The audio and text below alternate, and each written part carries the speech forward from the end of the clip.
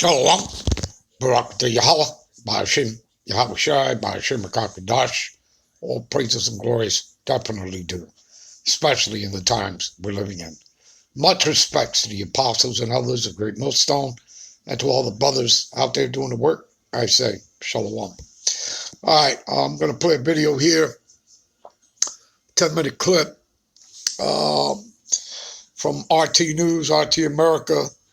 U.S. looks ridiculous adding Cuba to the terrorist list. Now, at some point in the video, I'm going to stop it, and I'll give you some scripture, stuff like that. All right, so you have clarity, have understanding. All right, so without further ado, let's get to the video. Shalom. In the waning days of the Trump administration, the president is pushing a sharp tone against a number of nations in a foreign policy effort that will leave behind a very difficult situation for the incoming Biden administration. Just last night, the president placed Cuba back on the state sponsor of terrorism list, cutting off all diplomatic ties to the island nation and stopping American passport holders from travel to the island nation. And at another island nation, the U.S. ambassador to the UN paid a visit to Taiwan, sparking anger from China. This after just months ago agreeing to a major arms deal with the tiny semi-autonomous state. So joining us to analyze our panel today, former UK MP George Galloway is joining us, as well as former U.S. Marine Corps intelligence officer and UN arms inspector Scott Ritter are here. Now, George, I will start with you, but before we dive in on the foreign policy topics, President Trump just made some comments, the first time that we've seen him on media ever since the insurrection on Capitol Hill. The odd thing, I don't know if anybody else noticed, is that no U.S. media really took his comments. They talked over him. They didn't cover him at all. Do you think this has anything to do with the social media censorship? Yes, and it gives the lie to the allegation that, okay, he's off Twitter and Facebook and so on, but he can call a press conference whenever he likes. He's got the bully pulpit. Well, not if the sound is turned down. And that is exactly what happened today. He could be seen in a picture, but the volume was turned off. And therefore, this is entirely uncharted waters, where the president of the most powerful country in the world has effectively been non-personed. I heard someone say earlier in the show about George Orwell. This is the ultimate Orwellian banishment, that you actually effectively no longer exist. Yes, and now, George, staying with you, back to the main topic of why we have you and Scott Ritter on today, the foreign policy topic here on Cuba. We know that President Trump worked to immediately undo the work of the Obama administration in trying to normalize diplomatic relations there after decades and decades of stalemate. What do you make of this twist of putting them on the state sponsor of terror list? Well, it's perfectly absurd, There's only 3 countries in the entire world who share America's view of Cuba. And those 3 are, I think, the Marshall Islands, Israel, and the United States. Every other state in the world completely rejects the idea that Cuba is some kind of pirate state. As a matter of fact, many European countries... Right. And who is the United States? Well, the United States is what? The last leg and extension of the revived Roman Empire, all right? She is the 8th head, right, of the 7 heads and the 10 horns. Well, she is the 8th that comes out of the 7, right? And again, just go back to my previous videos or any of the other brothers, all right? Talking about the Edomite beast system, which again really consists of this last leg and extension, consists of the EU nations, right? That's the political financial arm. Then you have NATO, all right, the North Atlantic Treaty Organization, and that's the military arm, the iron teeth of the beast. And America, Babylon the Great, the whore, she's not a part of the EU nations, but she's a part of that military arm of NATO. And you might as well have said that America has been like the head snake of NATO, Okay? So, but that's what makes up this last leg and extension of the revived Roman Empire, for you people who don't know that. Okay? And that was consummated in 1958, so this is after World War II, under the Treaty of Rome. Okay? And you people can go back, do your research, go look at the images, you'll see nothing but Edomites. Okay? So that's what that represents. All right? So America is the eighth head, because remember, you'll read in Revelation 17:18, she reigneth over the kings of the earth. All right? In that great city that reigneth over the kings of the earth. Okay? So, again, America, she's done all these things. She's she's the dragon, the old serpent, the devil, and Satan. Okay, which is Satan, which is the devil and Satan. All right. So, and we'll go to that.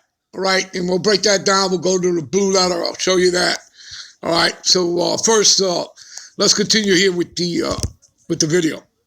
Have been drafting in Cuban doctors and specialists in the depth of their coronavirus crisis. People want to trade with Cuba. They want to visit Cuba. And the lurch backwards now by Pompeo and Trump is going to fall on stony ground.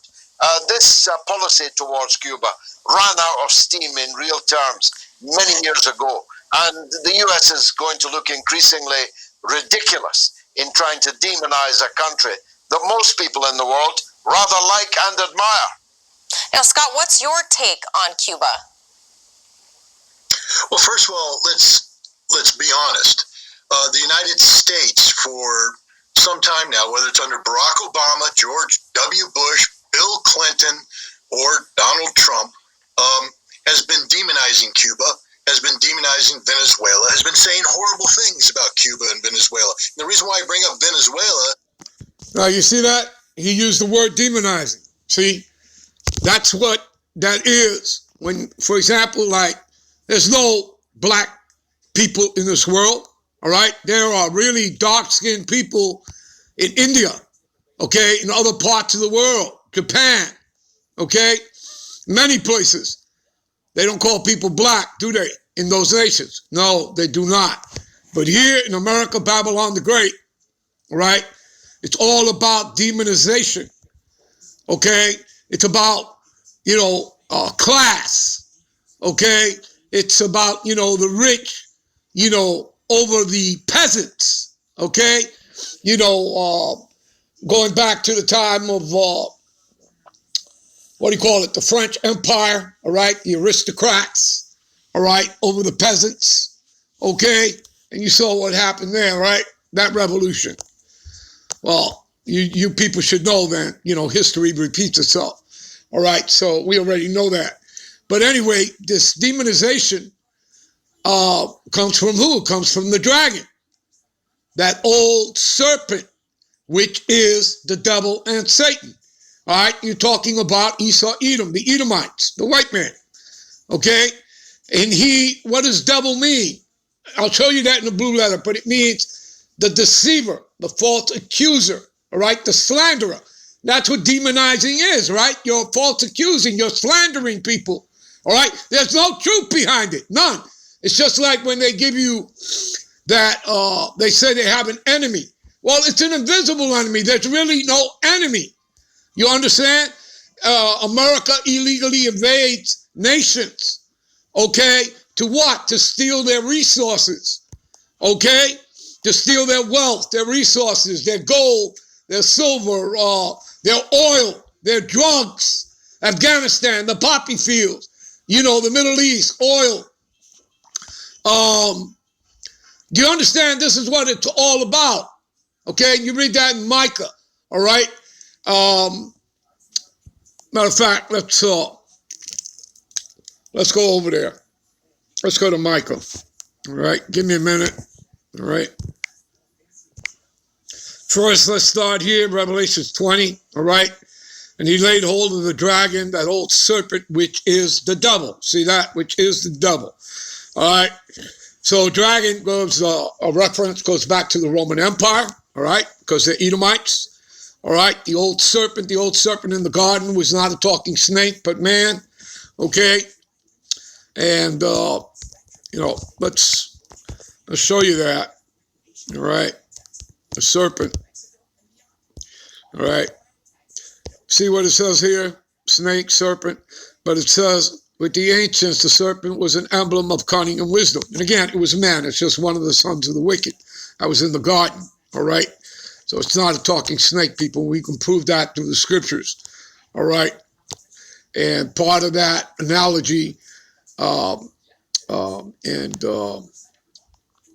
the understanding of it, all right, definition, cunning and wisdom is a part of it, all right? And it's talking about a man, all right?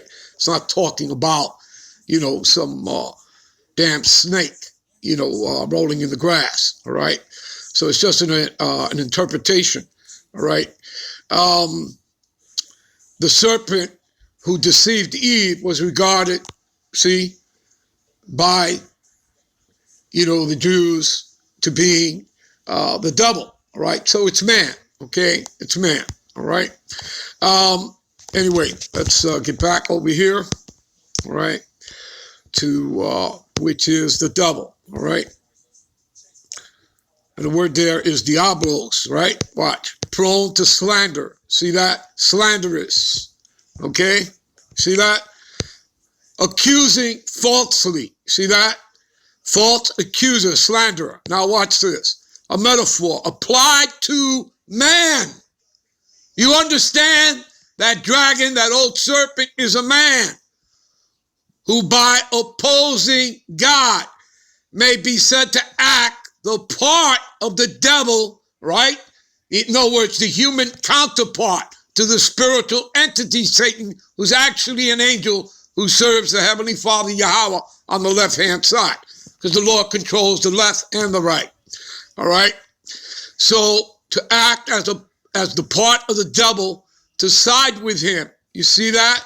And again, further proof opposing God, you go right here to, what is that? Thessalonians, all right? Thessalonians 2 and 4. See this? And actually at 3, all right? Let no man deceive you by any means, for that day shall not come except there come a falling away first. And that man of sin be revealed. He's being revealed right now, isn't he? All right? The son of perdition, which means destruction. That's what he's all about, death and destruction. Who opposeth and exalted himself above all that is called God, right? The God power, okay? Or that is worship, so that he as God sitteth in the temple of God. By the way, we are the temple of God, the Israelites, you Negroes, Latinos, and Native Americans that make up 12 tribes, all right? 1 Corinthians 3:16, know ye not that ye are the temple of God, and that he dwelleth in you, all right?